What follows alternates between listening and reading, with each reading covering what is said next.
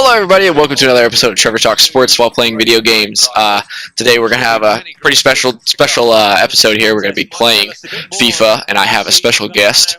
It goes by the name of Christian, aka Chrid. Care to say hey? Thanks for having me today. All right, so Chrid here, big time soccer fan, big time sports fan. So he's going to be my first guest that's not part of JM Take, and so we're going to play some FIFA today. So we're going to play against each other. I'm Real Madrid, he's Juventus. I still have Ronaldo, which is a little unfair, but that's the way it goes. So home field advantage, I guess. House rules.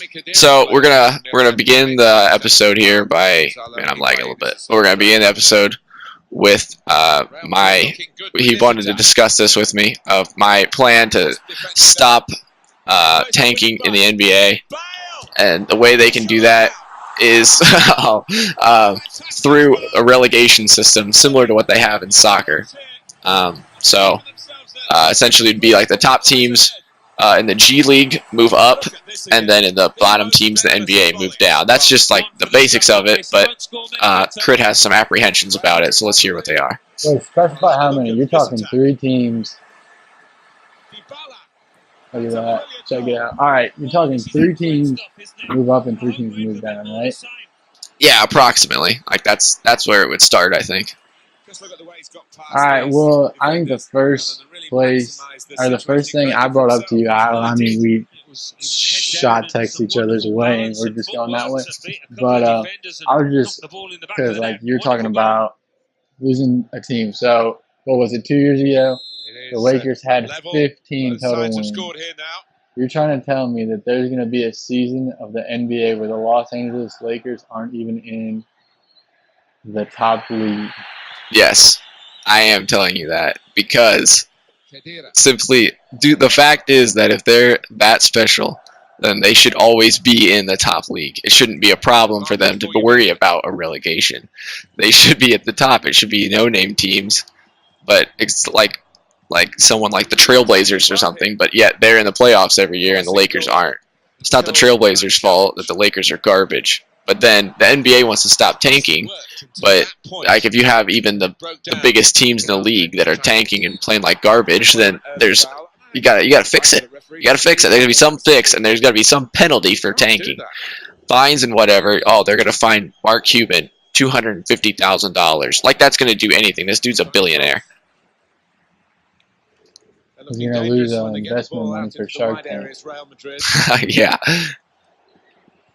No, but another thing was, think about, what year is it, 2018. So 4 years ago, 2014, the Cavs were, obviously they were improving with Kyrie finally getting a little older, stuff like that. But we're talking about the Cavs again. I think it would take a lot out of free agency if a team like the Cavs can't even be in the NBA. You know what I mean? For LeBron to come home, make his promise, and I think it just helps build storylines in the NBA and gives people more and more interested in what's going on in the league. Yeah, I think, but that's obviously a valid point. For storylines of like people coming home and making garbage teams good, but I still think the fact that you have to I think the way that it would make it so that the top teams are in the top league, because I know you also mentioned that you don't think a G League team could even win 5 games in the NBA. Oh, accurate. Completely accurate. That's might be relevant, possible, but there's guys that, okay, so let's say they get destroyed, but they're going to get better if even just one team stays over a current NBA team, then that NBA team is going to look like a bunch of chumps. I think it's fun because it gives a player a chance to, like a player in the G League, it gives them a chance to get into the big league without having to rely on an owner's decision or a GM's pull-up. because they can rally their team to get to the top, so then therefore they can be in the top league without having to be like because there's guys that drop 40 a night, and honestly I think they deserve a chance in the NBA, but they won't get it because there's guys already in the NBA. So like if there's a whole other teams, and they're still not getting called up by NBA teams. I think that is a huge thing that we got to look at. All right, the Suns had the first pick. Yeah. They had the worst record, and then they won the lottery, correct? Yes. You're telling me there's a team out there in the G League that would be as competitive as the Suns, who have Devin Booker, which is, in my eyes, the best pure scorer under the age of 21. Okay. There's no way anybody in the G League can help a team more, or a team full of people that aren't good enough, according to G. I mean, it's not just the GMs. You got coaches in there all the time. Oh, look at that. All right. You know what I'm talking about, though? No, I do. I'm just saying, I think that there's guys that like for example, Andre Ingram, that was his name? I don't remember his name. Ingram, the dude, he dropped like 20 a night in the NBA. He got called up from the G League for like the last 2 games of the season. That guy, he barely got his chance, and he's still not even in the NBA. They didn't even give him a contract. So that's not like, that's not his fault. He did exactly what he could do, and then they still didn't give him what he deserved. So I think that like if he could rally his, like if he could get a G League team into the NBA, then he would get his chance every night.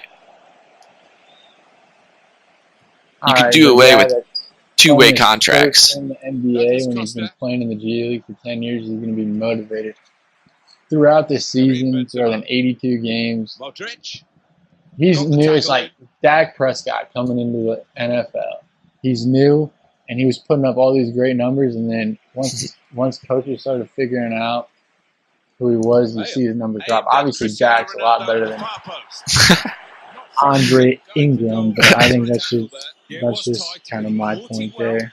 Yeah, I don't know. I think it would be if we have relegation in the NBA, I could see maybe it happening.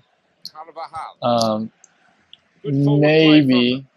I also think though, part of the problem that it would have to happen is they would need to make the G League better. Like, there's no, I mean, obviously they're not even close to the NBA. So like for relegation to work, they would need the G League to be better. But yeah, because I think if we're talking soccer later and stuff like that, we got relegation in other leagues, but soccer is continental. In the NBA, like obviously basketball is growing around the globe. Maybe you could talk about Euro teams. Maybe it doesn't just have to be the G League if you're going to anything like that. Yeah, something like that. But then again, I don't know how, because the huge problem with a European League team being in the NBA is travel.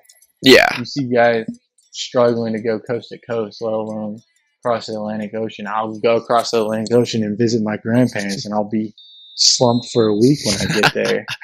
Yeah. And obviously, those guys are better athletes than old pretty boy right here, but it's still like bodies can't handle that. So I don't know how that would work. And then you see players like LaMelo Ball going over to the European League, or Chinese teams like Stephon Marbury, who's washed out in the NBA.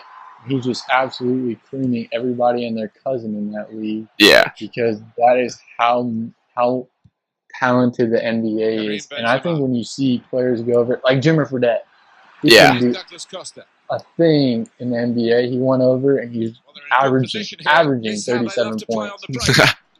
Yeah. Like he's trying his God, right? Yeah, so obviously they would need to make the league, like the bottom, like the lower tier leagues better. But I think if they eventually could. If you can, like, obviously you want to say that you want the teams to be better, but if, I mean, they're not making the G League awful on purpose. Yeah, that's true. The talent isn't there. Basketball, it's not like football where you have 53-man rosters.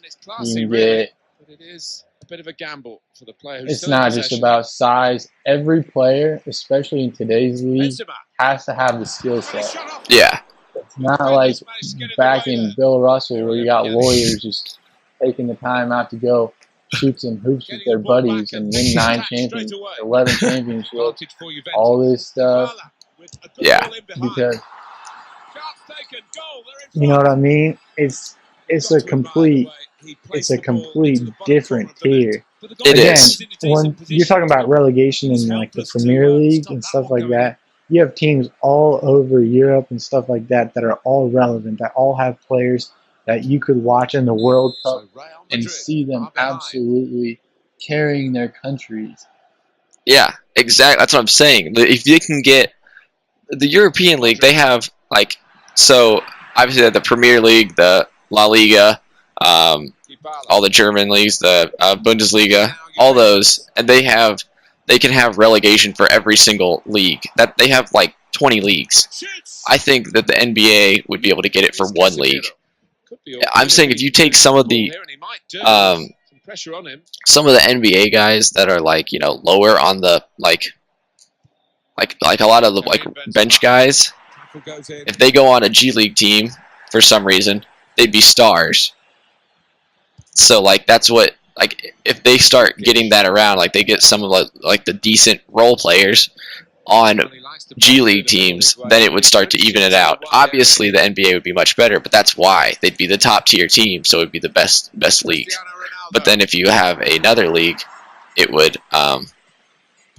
another league like a lot of guys. I think it would be possible for like a I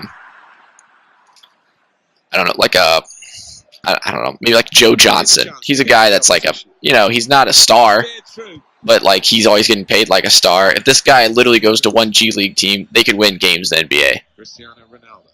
Right. So like they just need to get a few of those guys to go to some of the good G League teams, and I think they could make them not contenders. Obviously, you need time, but like it would give them a chance to win at least a couple of games.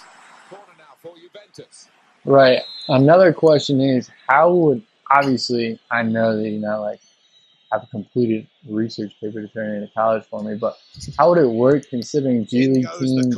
It's like the farm system in baseball. G League teams are affiliated with an NBA team. How would that work? Like, say your G League team's playing really well, and it's because one player. And your NBA team is still in the top league, is still in the NBA. Are you going to, and obviously your NBA team is making more money, like the Cavs and the Canton Charge, right? Yeah. Or whatever their name is. Say, like they had,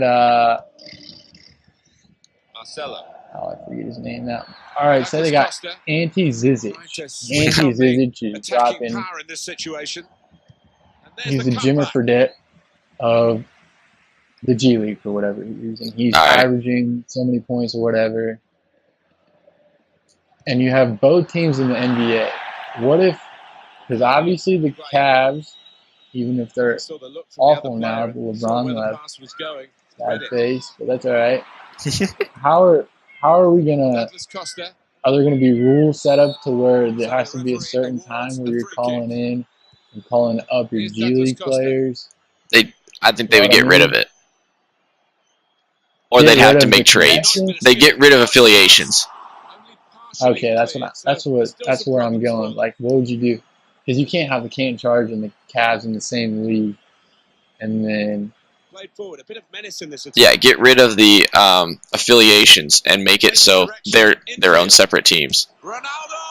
So like they can make trades with each other, but they're not the same. But they're from the same like place, obviously. But like the Canton would be another NBA team if the Cavs were not relegated. Gotcha.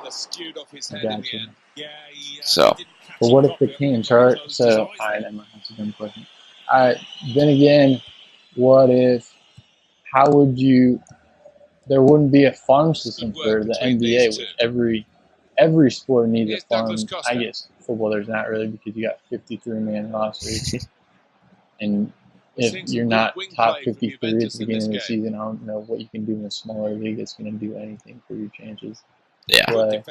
But going off that, you saw Quinn Cook, who was called up from the Santa Cruz Warriors to the Golden State Warriors, and because of injuries and stuff like that in the playoffs, you could see just how much the Warriors actually could have used him. Yeah. And how he could take a load off of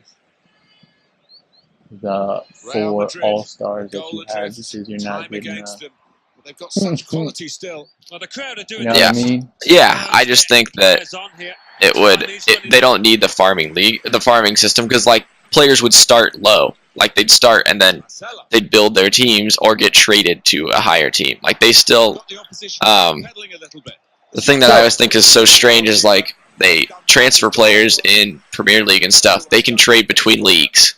That's something they don't have in the NBA because there's only one league. Or the G League, they don't make trades. They make trades in the same league, but in like the Premier League and stuff. And like let's say the Premier League and the Bundesliga, like they want to make a trade, they can. So like, because it's all just euros. So like, that's what they would need to do. Like they would have to trade. Like, or they could just get like, obviously the NBA teams make more money and they give more money for like free agents and stuff. But that's what they need to do. They need to make each team separate, and then like you have to, like, you can call them up, and not call them up, but like you can trade for them or get them in free agency, stuff like that. Great place to win it back. It's a valid point. So that's it? The game's over? Yeah, we can rematch if you want and keep going, so we can talk about the other stuff. That's fine. But so yeah, that's like the yeah, I think it's a fair point. The reason that you're thinking about it is obviously the most valid point of all, and that's to try to get rid of tanking, because you have teams openly saying that they're not going to try. Yeah, and like you should not be, that's in my opinion, you should not be allowed to be in the top tier league and not be and like be able to do that. Like it should not be allowed. Right. The whole thing with me is the talent level. Yeah. You can see the obvious differences. And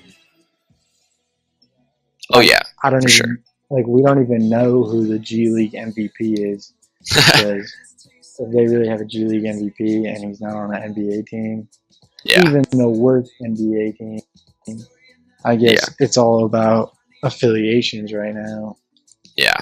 So that's just, I don't know. I think it would make it more interesting, because like the world would go up in flames if the Lakers got relegated, and that's why I think it'd be fun, because it would give them a reason to not get to actually try harder. I mean, obviously the talent level is like something they would have to fix, but that's what I think. If you started it now, then eventually it would get evened out. I don't know, but hopefully, I guess you still have 28 other teams where people aren't going to. Yeah. So one of the big problems in the NBA right now is it's not like, I'm going to sound like an old dude, which is what old people say to me nowadays. The NBA is not the same because stars team up and they do it on a more regular basis, which LeBron probably started. And now it's to where KD's joining a team that he blew a 3-1 lead to, 73 win team. Yeah. And you see things like that. But obviously, I like player mobility and them having the opportunity to leave, because obviously, in the fullback positions, Aaron Ramsey starts with, I think if you leave, you might as well.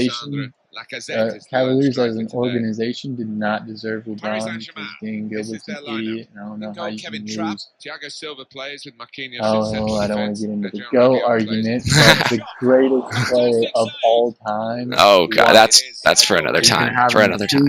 Alexis Sanchez today. My opinion, how you can have him 2 times in your organizational lifespan, and as an owner, and lose him. Job of picking him up today. Yeah, no, that's bad. That's real bad. But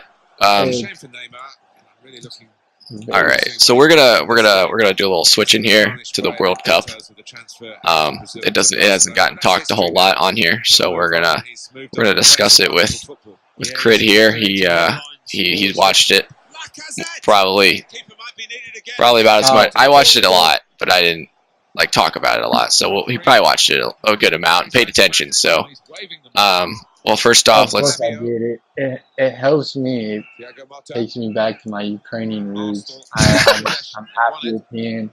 They love soccer over there. It's wild.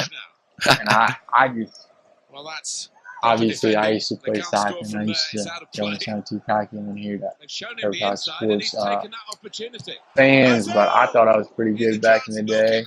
Oh, I played with him. He was all right. I was playing the team, stuff like that. It's all right, no biggie.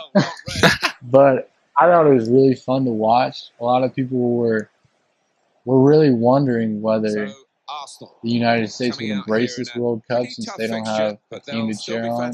But I think it gave people the opportunity to just love the game as it is, because you don't have a team to cheer for, so you can just watch the games, pick a team, see what they're doing. They were crazy amounts of goals in stoppage time in the World Cup.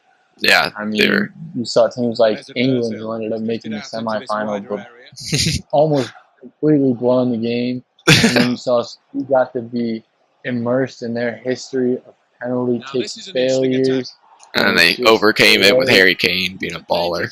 And then people on Twitter really embraced it with memes and stuff and talking about how England almost blew it the day before the 4th of July, like they blew it when they had the 13 colonies and stuff like that. And you saw a bunch of small countries. You saw Croatia, who's smaller than my pinky, make it to the World Cup final on the back of Luka Modric, who, if he's not the Ballon d'Or winner, I'm going to have a problem with FIFA. Yeah, he certainly deserved it. And the FIFA player, if he's not the FIFA player of the year, and also the Ballon d'Or winner, there will be a problem. Yeah, he certainly deserves it. He is. I thought, oh, that's my bad. He is certainly a very good player. And it was fun to see absolute, like, man, talking about the greatest of all time, people in the discussion, like Lionel Messi, who looked like he got lost in the mall for the first. Yeah, he finally turned it on against France, but then it was too late. That team was just cramming it down his throat. Sometimes people in the United States complain about soccer not having enough action, but you saw the World Cup final. The final was 4-2. It's not like there was anything. Which I love soccer games where it's like 0-1, like the 2014 World Cup final with Germany scoring in the last second against Argentina and stuff like that. But I thought it was really, really enjoyable. People could embrace small countries like Belgium and Croatia going deep in the tournament. And also you had all the blue bloods, Germany. Looked very good indeed. Oh, not Germany. I meant England. Germany got knocked out early, and that was fun to watch. Yeah. Storylines like that. You had France winning it all. With the team like their best player being 19 years old. That's like you going to the World Cup right now. Yeah, that is just awesome. That is awesome. Put away gold to win. Oh, the first World Cup in 20 years for your country. I mean, that's crazy. Yeah, I think one of the best things about this World Cup was like you said that even though the U.S. wasn't in it, it gave everyone a chance to like it because of how exciting it was. I think it definitely helped for the fact that there was so many goals and so many exciting moments, like especially like end of the game, because like like you said, that's one of the main hesitations that the United States has, like a lot of Americans have, about watching soccer is it's boring. And to a certain extent it can be, but like this World Cup had so much more scoring and stuff, and so it made it actually exciting. Like there was a lot of goals, and like like they would come down to tiebreakers, like the PK shootouts and stuff. And so like even if you weren't cheering on the U.S., it was still like it was still worth watching for someone who's like even just a casual to not even doesn't even care about soccer fan. Like it was good one for that. Like it was for the world, for the U.S. to not make it. This was a perfect one for that time for them to not make it because it was so exciting.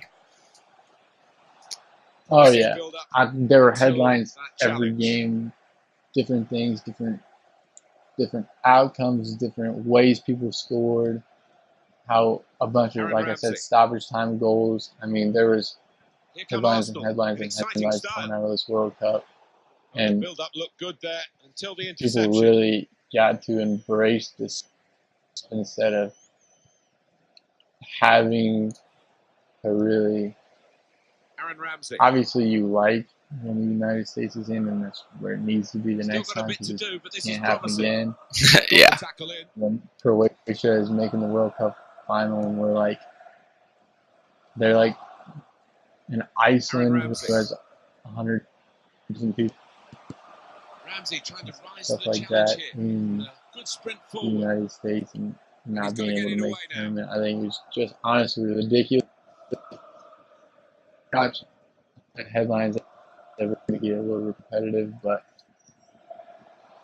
yeah. So what else did you think?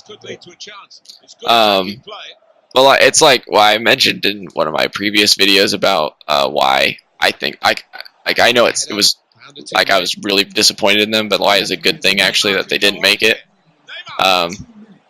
Essentially, like then they can finally get out of mediocrity, but that's what it makes it exciting for like soccer as a future in the U.S. because I think they finally realized that hey, we're competing in everything except the most popular sport in the world. We got to start turning it around. And so, one of the things you wanted to talk about was soccer gaining popularity in the U.S. And I want to hear your opinions about it because like I think it definitely is because like. You look at the new stadiums being built; they're accommodating like 50,000 people. Like the new Atlanta stadium was have like a 70,000 capacity, and it's been sold out for soccer in the U.S. That is like crazy. That is like unheard of, and I think it's finally starting to go in the direction of like positivity rather than it's like soccer is just but like it's finally starting to go in the direction of like it can be a popular sport in the U.S. I think It's Paris Saint-Germain who start this second period. Whoa, sorry. Out again. Sorry, yeah, okay, we just got back. Sorry about that. All right, so good play from the Paris players to threaten the opposition now. I just lost my train of Di thought. Maria. Oh, thank you. Oh, so I was just casually watching ESPN the other day, and then I saw the International Champions Cup, which is like all the big time European teams coming and playing against each other on U.S. soil. Mm-hmm. And I thought it was really important. I don't know how many people paid attention to it, but I was just watching it casually. And I was watching Borussia Dortmund play Liverpool, and you got to see the future of U.S. soccer. You got Christian Pulisic carry his team who was down 1-0 early on some horrible defending. He came in at halftime because he's a substitute, which is crazy that he's supposed to be. Wait, who? Harry Kane? Is that what you said? He's the best player in the United States right now, and he's just a substitute for one European club team. But that's just probably because he's young, which is fine. I don't think we can put too much pressure on him. Not like we're gonna have him demand a World Cup from him. I think if we just casually start to embrace him more and just let him grow and mature as a player, I think it would really help the U.S. team. But it was cool to watch him come in and play all over their playing. Can't remember. Yeah, I think it. Like he came in and scored 2 goals, and then kind of created an opportunity off of the goalkeeper for their third goal to put it away, and then they ended up winning 3-1 on U.S. soil. So you could really see the future of the U.S. soccer here in the United States, even though he was playing for a European team. Yeah. Which again is what I think is. Everyone thinks it's important to grow the MLS to help U.S. soccer gain popularity, which is obviously true if you want people to be more regular viewers instead of just every 4 years. But I think obviously the European leagues like the Premier League and different countries, since soccer is more popular there, they have more competitive teams. So I think it's important that some of our best players are going over and actually getting a program that they can develop into what they should be. Because I think that's what hurt. Like, for instance, like Freddie Adu a few years ago. He was 15, playing professional soccer, supposed to be the next guy, but he got stuck on the fire, and I think him being stuck in the MLS just made him not into the player that he could have been, because he was supposed to be the next big thing, but he ended up, just kind of fizzling out after he couldn't, he just couldn't improve to the ability that he should be. And I think one thing about the MLS that I think they're doing a really good job at is they're going after stars even if they're not in their primes anymore. Like you see Ibrahimovic, who is just a wild Birdman-looking dude that's been so good in soccer for his entire career, and then he's coming to finish it in Los Angeles and playing for the Galaxy. And I think that's really cool to watch. Yeah. And now I forget who he just signed with, but Wayne Rooney. Yeah, it's at the Fire, I think. If you're a casual soccer fan, or if you've been a casual soccer fan for a couple of years, you know who those players are. Yeah, like him and Schweinsteiger, who was one of the key players in the 2014 World Cup for Germany. Like him coming over here just like 2 years ago is huge. Just a lot of big, yeah. It's creative. I think this. We're going to go kind of tie this back into relegation and NBA real quick. I think this is the complete, soccer overseas is the NBA compared to the European. We have the MLS All-Stars. So the best players in the MLS playing one random European club team and usually getting flopped. Yeah. Yeah. Like the first year they did it, they played Bayern Munich. Which was you got Clint Dempsey going up against Mueller. You're not. This is just not good. And they got absolutely slapped. So it's a fun idea, but to see that these players can't even even the best. Obviously, maybe it's that Bayern Munich and clubs like that play together all the time. This is an all-star team that you just threw together to play, but I mean. They're still supposed to be the best players, and I don't think it's that hard to join a team. Yeah, no, I agree. You can throw them together for the summer. No. I agree. It finally, but it does. I like it though because it does give the chance of the U.S. and people in the U.S. to realize how far back we are. Because I think that's really where you see how. Yeah, because honestly, embarrassment is the best motivator. So getting embarrassed by one team when you have your all-stars out there is just honestly that's gonna make you try to be a lot better. So I don't know. I like the plan there, at least.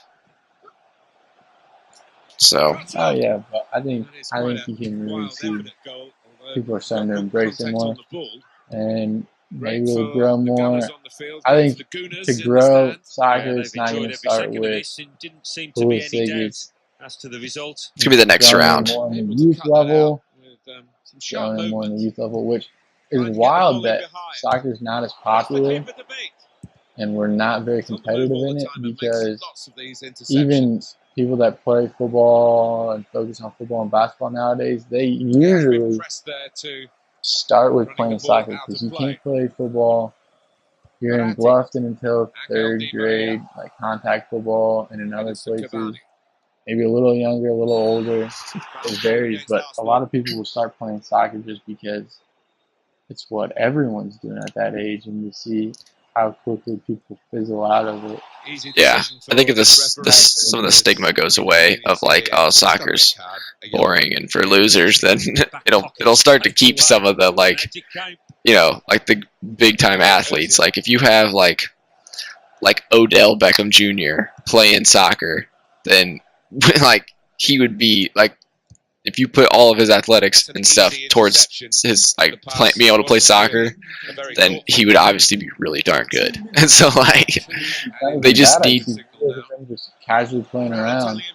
Yeah, people like Neymar, like he can do anything just because he is that athletic. Yeah, they need more.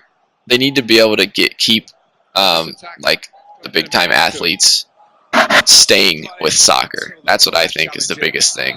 Because, like, yeah, if Odell was playing soccer, we'd be good to go. So, all right, well. I'm trying to be like a huge homer here real quick, but I'm saying if soccer was a main sport, maybe not the top sport, or if it was the top sport, I think that the United States would be one of the juggernauts.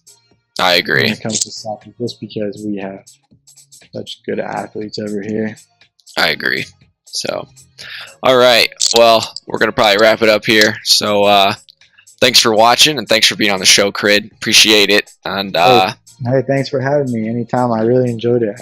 I enjoy talking sports with good buddies of mine, and I think it was a pretty good conversation we had going. Yeah, I liked it. I finally wanted someone to discuss the relegation with, and got someone. So, I really appreciate being on here, and thanks for watching.